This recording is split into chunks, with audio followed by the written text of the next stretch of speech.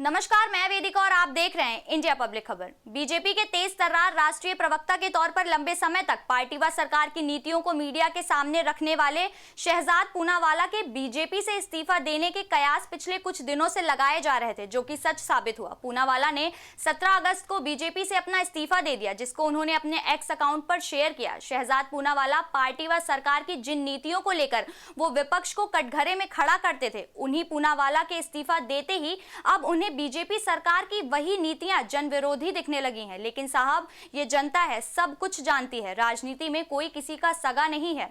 लगता है पूनावाला ने अपनी महत्वाकांक्षा ना पूरी हो पाने के कारण पार्टी से अलविदा कह दिया, या कोई और कारण था।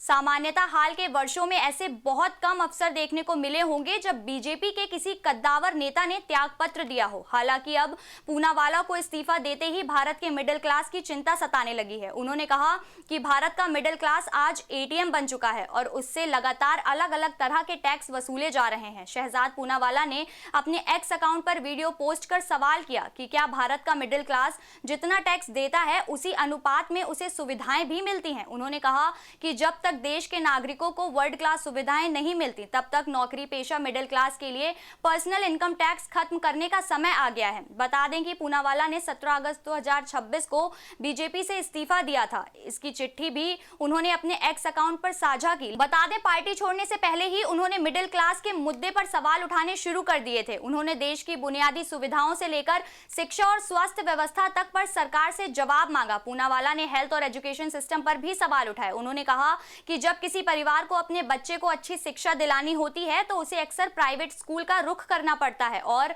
वहीं माता पिता के इलाज के लिए भी प्राइवेट अस्पतालों का सहारा लेना पड़ता है। उनका सवाल है कि अगर टैक्स पेयर लगातार सरकार को भुगतान कर रहे हैं तो उन्हें बेहतर सरकारी स्कूल और बेहतर सरकारी स्वास्थ्य सुविधाएं क्यों नहीं मिलनी चाहिए। अगर भारतीय नागरिक ग्लोबल स्टैंडर्ड्स के हिसाब से टैक्स देते हैं तो क्या उन्हें ग्लोबल स्टैंडर्ड्स की सुविधाएं भी मिल रही हैं।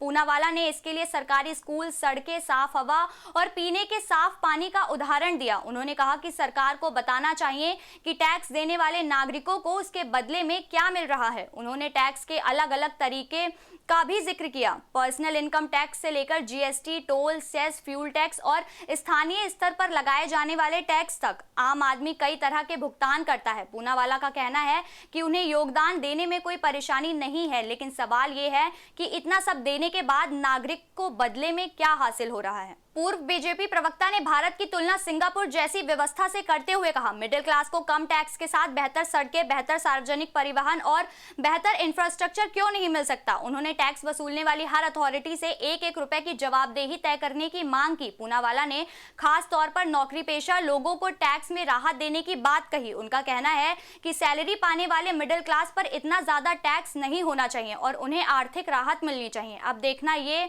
दिलचस्प होगा कि पूनावाला अपनी दूसरी राजनीतिक पारी में किस दल का दामन थामते हैं।